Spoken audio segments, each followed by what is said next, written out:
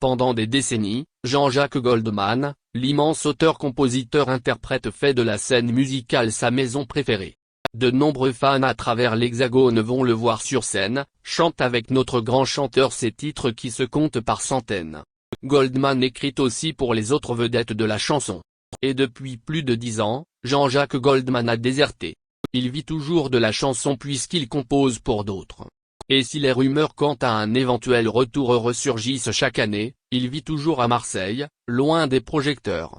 Il faut dire que le chanteur sait que le succès et la notoriété ne s'accompagnent pas que de belles choses. Sa vie en est le témoin, et notamment une chanson, sans doute l'une de ses plus célèbres.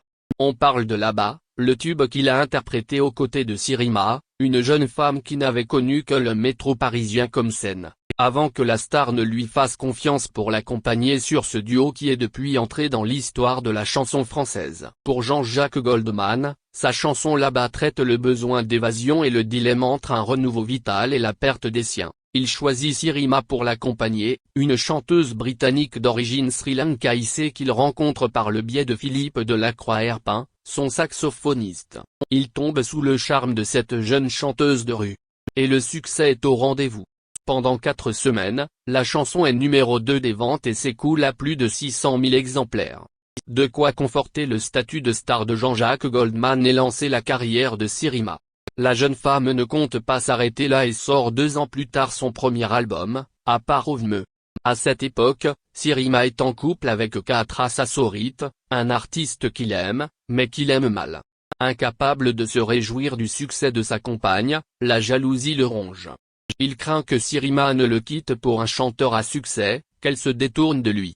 Pour être certain d'être son seul et unique amour, il s'empare un soir d'une arme blanche et tue Sirima de plusieurs coups de couteau. Reconnu coupable, il est condamné pour meurtre et immédiatement expulsé du territoire français. Cette disparition laisse Jean-Jacques Goldman anéanti. Il décide, non pas de ne plus jamais interpréter la chanson sur scène, mais de laisser le public chanter les parties de Sirima. Une belle manière de rendre hommage à une artiste complète qui aurait sans doute eu une carrière longue et brillante. Son destin brisé a évidemment marqué à vie le chanteur, proche de la jeune femme, et à l'origine de son incroyable succès. Si elle a peur de la lumière des projecteurs et refuse de signer avec des maisons de disques après le succès retentissant de la chanson Là-bas, Sirima signe tout de même un premier album. Elle laisse dans ses chansons des indices sur les violences qu'elle subit. Il me frappe lorsqu'il ne trouve pas les mots, chante-t-elle dans la chanson His Way of Loving. Avec le recul, cela sonne comme un appel à l'aide, un appel qui n'aura malheureusement pas été entendu. La jeune femme se sera servie de son art pour parler de ses problèmes, de ses peurs, de ses angoisses, comme la plupart des artistes. On imagine que Jean-Jacques Goldman a également mis par écrit les émotions qu'il a ressenties suite à la mort de Sirima. Il vit son deuil en silence depuis et conserve en lui les souvenirs sans doute très forts de cette collaboration qui a marqué l'histoire de la chanson française.